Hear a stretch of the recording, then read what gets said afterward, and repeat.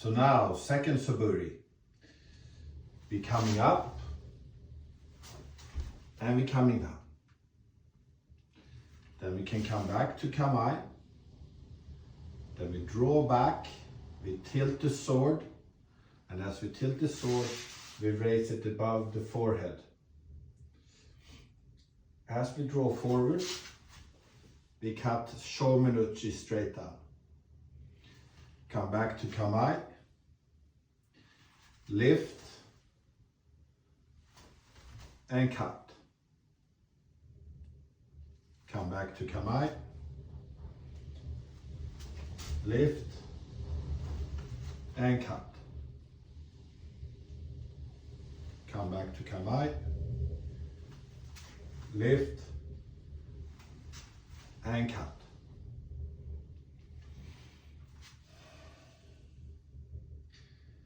If you do it in practice ongoingly, you don't need to come back to Kamai. You can just cut, come back, cut, come back, cut, come back, cut, and then you end coming back to Kamai. And then you come back here. We're gonna make a we're gonna exemplify the hip movement as the sword cut, as the Bokken cut comes down. So when we come down here, we want to tuck in our front hip here. This is usually what I call the Iwama tuck. We tuck in the hip crease right here in the front. Now, what's important to know is that when we tuck in here and we kind of come down and sit down on our pelvic floor here, is that we don't let the tuck in the front make the butt stick out like this. You might see this, and this is a really bad posture when you're coming like this. So the cut wants to be coming down in the front, tucking in your underneath your hara here, without sticking the butt out. So that means you have to be conscious of coming down in your hip crease while letting this run down the legs. So you have the feeling of coming down here instead of letting this stick out here. I'm exaggerating, but you will be able to see this. So you don't want to do anything of this stuff. This is completely throws you offline the whole way. Here, come down, and you're totally fine. And you have the movement between the feet balanced as it is. So, what you want to be aware of is that when the cut comes down, if you don't use the hip crease and you stop the sword, it's going to be angled up. So the last 10-15 centimeters will be needed by tucking in, and when you tuck in, retain the back nice and clean. That means you're going to come out and flatten the Bokken out. So if you don't use the front, that's where usually the angle ends. Then you tuck in and the sword levels out. Without the tuck, with the tuck. So the tuck only happens right at the end. You're coming forward and tuck in. Coming forward and tuck in. And tuck in. Here. Here. Like putting a baby on your knee. Here. Tuck in here. Something we should mention on the first Suburi is this Iwama, what do you call it? I would probably call it the Iwama vibration of the end of the sword. This should, in the beginning when we practice, we have to try to learn what that entails, but it really should be the whole body coming into a completion in the end of the sword. So you're actually completing, and it has this kind of whip vibration in the end of it, because it's just like boom, comes out there, and it should show there's no stiffness in the body. There's no locking up, but there's just a deliverance that reverberates through the sword, through the execution of a balanced cut. And that is seen also through what Saito Sensei would walk around the dojo, and he would say kokyu, and he would do this motion with his tegatana. And so he would walk around and go kokyu, kokyu, kokyu. It's very much this motion. When he held the sword, he would walk around from time to time. You could see this motion, this run from the hilt to the tip.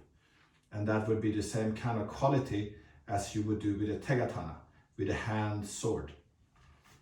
So when we finish the cut, that is actually what you're expressing. And that was very special, I think, to us in Iwama.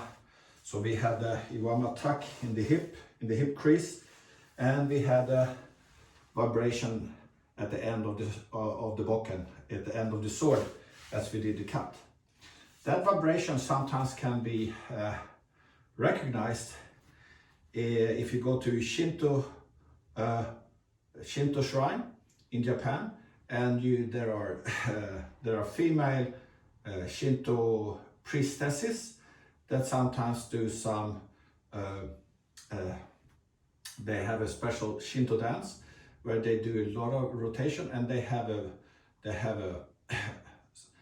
implement in their hand which contains many bells, and they would do their circular motions, and in the end of the motion, boo, they would vibrate their bells, and they would make a shaking bell noise. And it's an old Shinto mythology which is based on the connected body and the expression of it through the body, as we express it through the body, which you might see in Chinese internal arts, where they go like this and this. And I think it resembles a little bit of what we're trying to do with the Iwama Bokken cut. I don't think it's too far-fetched, because I think it's based on the same principles. So if you look into it, you will find a fascinating understanding of the internal connected body with its expression through the limbs. And it can manifest in this way. And there's much more to speak about that, but like that. So that is something to be worked at and trained and understood through the practice of the Bokken Suburis as well. Now, you might have seen, let's just look at this. So we're going to make a distinction here in the drawing of the sword up. Like we said in the first Suburi practice, that we have to lift the sword from the center of our body.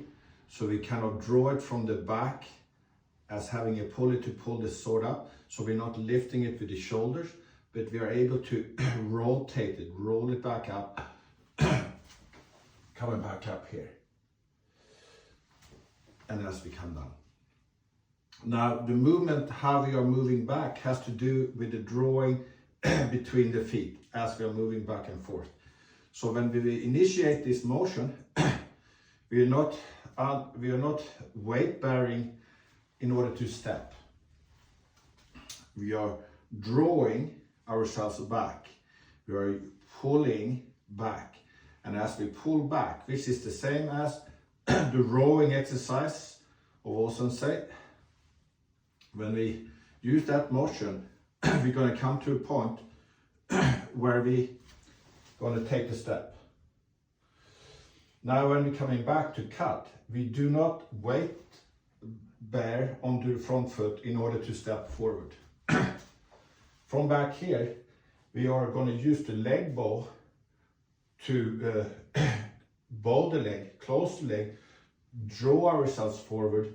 So we are not stepping up onto the leg, but we are drawing ourselves over the leg. I usually call it as if you're not stepping over a threshold. You just glide over it and straight in to the cut.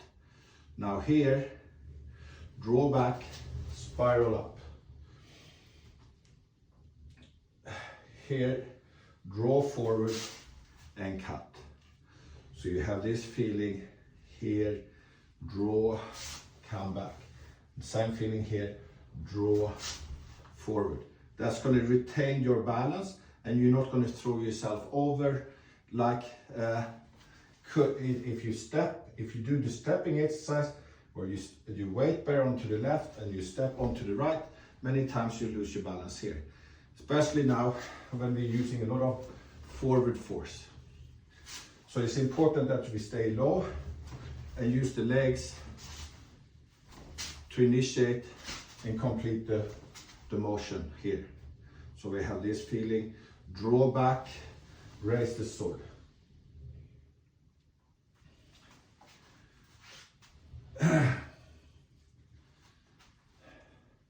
Now, when we practice solo exercise and we are not practicing partner exercise, then we come up here, make sure you don't draw your head down, that your head and neck sits relaxed upon the spine. So I'll do it from here so you can see. So as you come up, don't do this kind of stuff. Relax the head, lift the arms up, relax the shoulders, so you're able to relax them. Here, here. So forward, front hand sits in front of your forehead, just as the showman would do here. Here. This is strong, just as the showman hand would be here. So there's no weakness in this part here. So you're holding this up. Now, as you move forward, if you really want to exaggerate the whole motion, you can open the right hand, letting the sword drop onto the spine, and then draw it back into the grip and to cut down. Now you get the full range. You come up, open the back hand. As you're moving forward, let it drop onto your spine and cut all the way through. Then you're utilizing the full range. If you do partner practice and you do these cuts, it's going to take too long time. So you would have to sharpen and cut more immediate instead of dropping all the way back.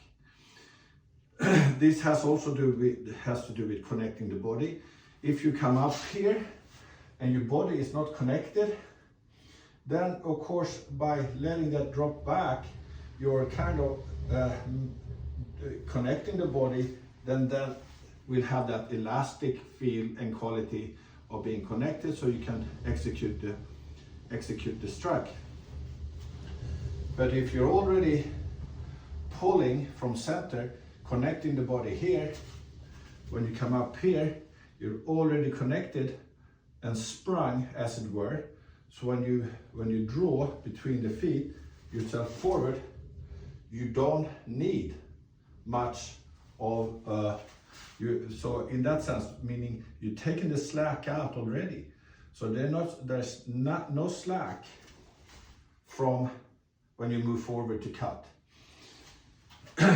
So if you come up here and you're not really connected, your body is a bit loose. So when you kick in and everything is like have to kind of connect in order to execute, it's going to take a time before you connect and the body assemble itself in order to execute.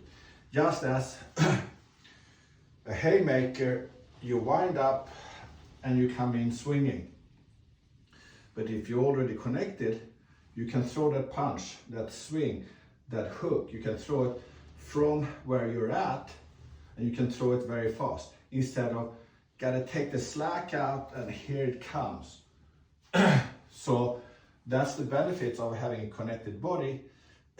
You will act directly, and you don't have to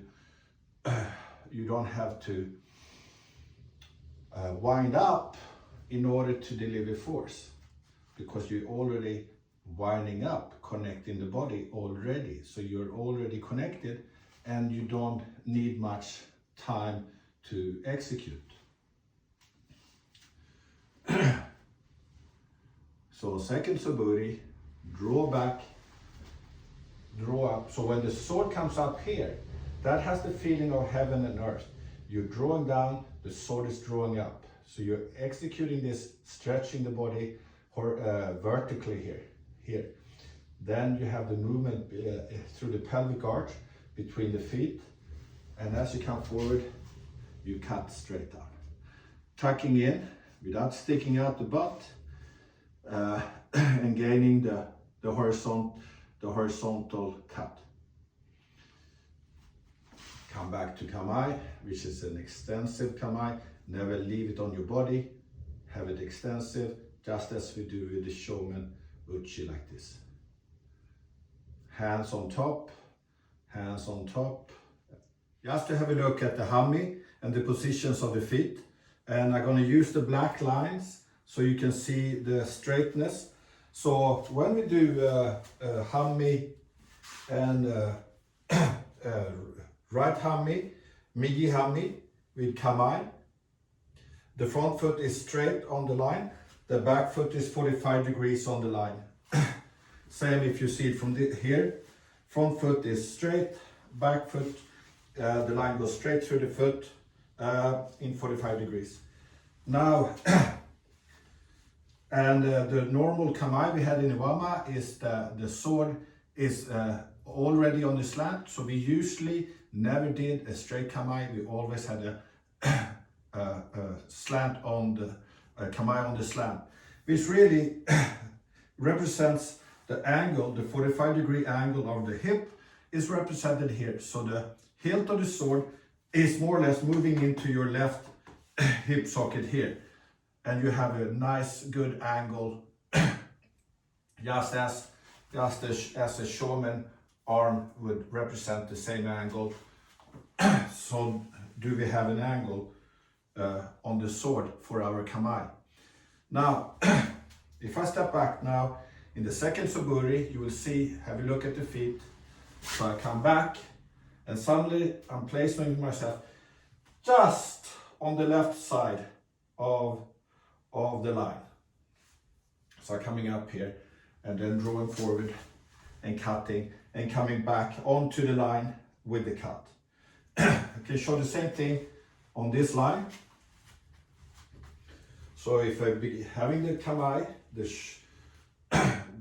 Kamai on the line here, as we come back, I'm just coming off the line, just onto the left side. Now being in left hammy and have open here. Don't open too much. You're looking through your arms forward, so don't come up here. This is not the Kamai, this is not how we raise the sword. Other sword schools raise the swords here, and that has, I don't know the history behind it, but sometimes they would have helmets, so they would not be able to raise the sword over their head, so they would raise the sword to the side instead.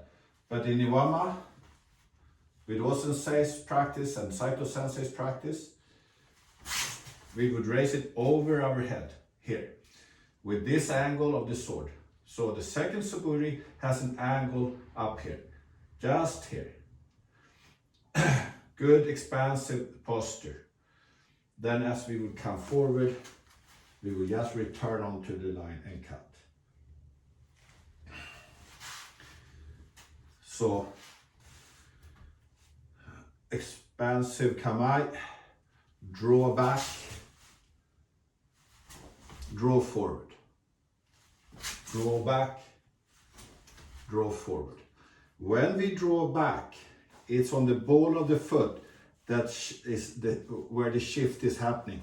So as you draw back, you're using this drawing function, and then you shift on the ball of the foot. So if you do it facing this way, as I draw back, I'm shifting on the ball of the foot, which takes it off the line. There. and I'm just off the line. Clearing the line minimally for them to come back and to cut on the line. One thing to remember when you do the cut, don't step and then land the cut. So this is not the way to do it. You're not supposed to do this. Step and cut.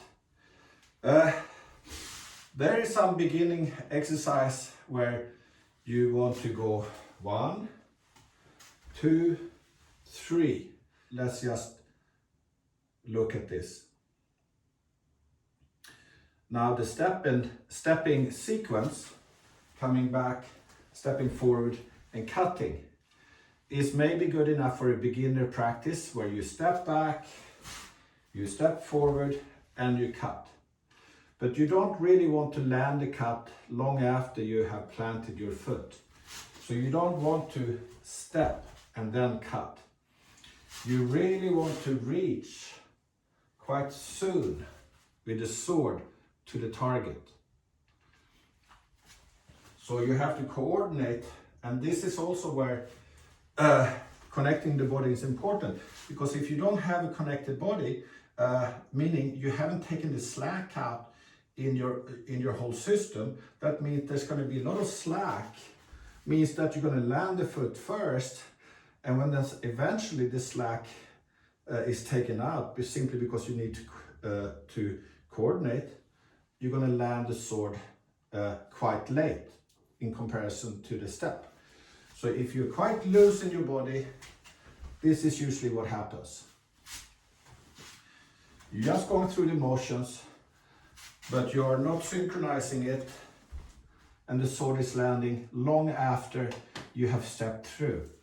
Now, imagine if you vertically stretch from the center up and down, from the center side to side, from the center front and back. So you're actually in all directions, you're filling out, you're taking out the slack, and you have more of a connected sense of moving your body as one piece. Now when you move forward here, and you move from your center of body, and you move forward, you need to land the sword sooner rather than later. So that means the slack has to be taken out here. So when you make the move, the sword is already coming in very fast. So you can see the difference. If you look closely at the practitioners, you can see practitioners going 1, 2, or now this is very difficult to do, because the risk by doing this too soon is that you jam the shoulders. You want to rush the sword, and you rush it with your shoulders, and you don't want to use the shoulders to cut. You will use the center to generate the force, but because your body is connected, you're going to be able to land the sword, if not before, at least at the same time you land the foot. And when you land the foot, your body is stable, and you're going to be in a great position.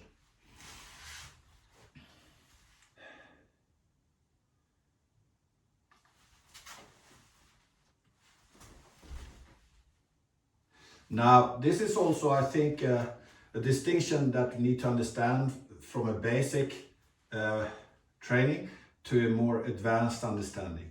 So basically in Aikido, we have 2 feet, so we usually do 2 steps. So for example, a beginner would step, step, step, step. So that's usually how we started the practice in Iwama. 1 step or adjustment, 2 step. And then we would come forward step, and then we would adjust the back foot to come into the proper Hami stance. Now, more advanced would be more like in the sense that you want to have a rotation and 1 motion. So when you move forward,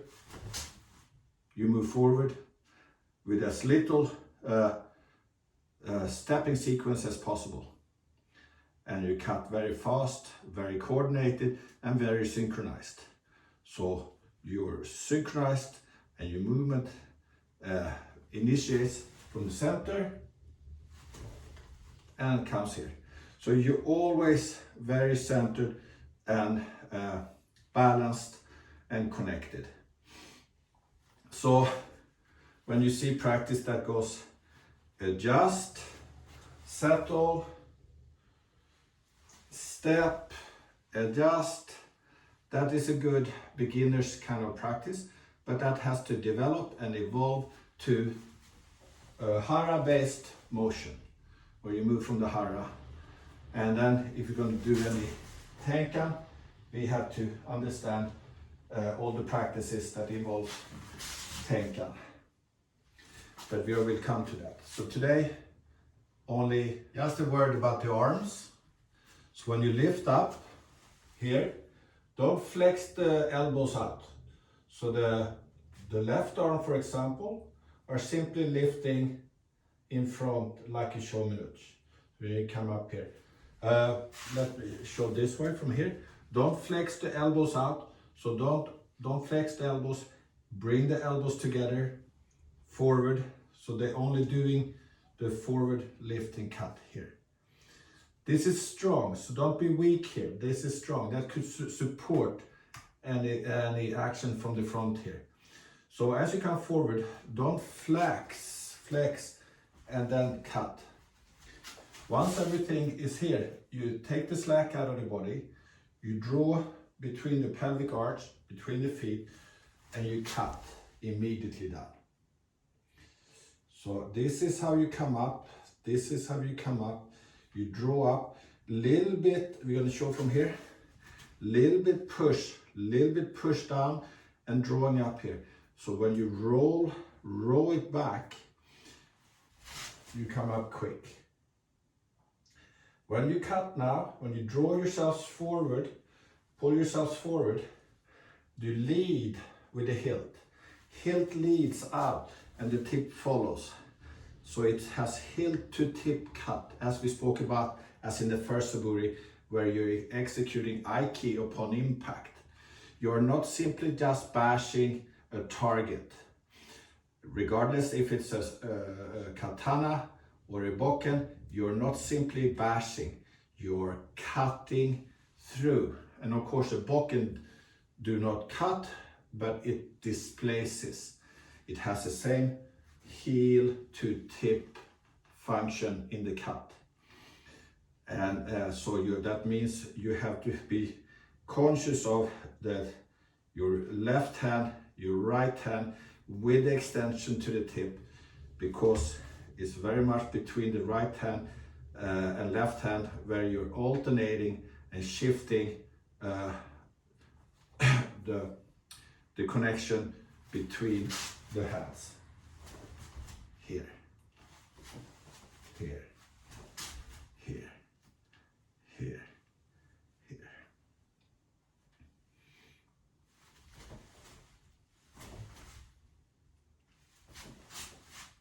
Hey!